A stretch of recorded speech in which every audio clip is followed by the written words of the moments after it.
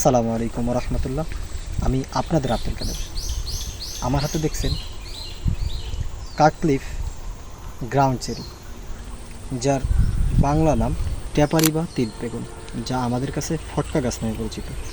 এই গাছের বেশ কিছু ভেষজ উপকারিতা আছে। এটি নাতিশীতোষ্ণ অঞ্চলের উদ্ভিদ, মানে হালকা গরম, হালকা শীত, ঠান্ডা, যা আমাদের বাংলাদেশ এই আশপাশের যে এশিয়া মহাদেশের বেশ কিছু কান্ট্রিতে এই উদ্ভিদটা অধিক পরিমাণে জন্মে।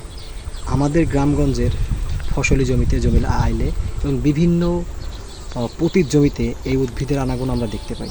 এই উদ্ভিদের সম্পর্কে আমাদের অজ্ঞতার কারণে আমরা জানিই না যে আসলে এতে মানবদেহে কী উপকার। এর সবথেকে আকর্ষণীয় উপাদানটি এর ফল।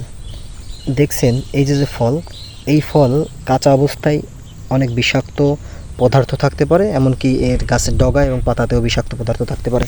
কিন্তু এই যে ফলগুলো দেখছেন, আমরা সাধারণত এটা ফটকা নামেই চিনি গ্রাম্য ভাষায়, কিন্তু প্রকৃত অর্থে এই ফল যখন পাকে, এই ফলের বিশেষত্ব হচ্ছে এই ফল এর যে ফলের ভিতরে যে গোল অংশটা, মানে মেন বীজটা দেখাচ্ছি আপনাদের। এই যে বীজ, ভিতরে যে বীজ দেখছেন, এই বীজটা বেলুনের গায়ে যেরকম পদার্থ থাকে, এই ফলের গায়েও পাকলে সেম পদার্থ বা কাগজের মতো থাকে। এই ফলটা তখন এর ভিতর থেকে বের করে পাকা অবস্থায় এটা হালকা মিষ্টি মিষ্টি এবং টক টক লাগে, খুবই সুস্বাদু। আচ্ছা, এই যে ফল দেখছেন, এই ফল পাকা অবস্থায় যদি আপনি খান, মানে মানব দেহেতে কী কী পরিবর্তন আনতে পারে?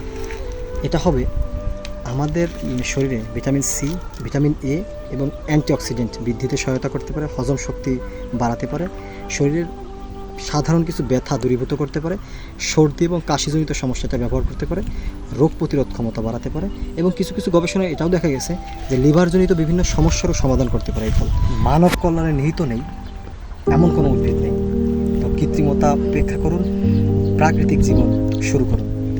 প্রাকৃতিক থাকুন, সুস্থ থাকুন, পাঁচ অর্গানিক ফুডের সাথে।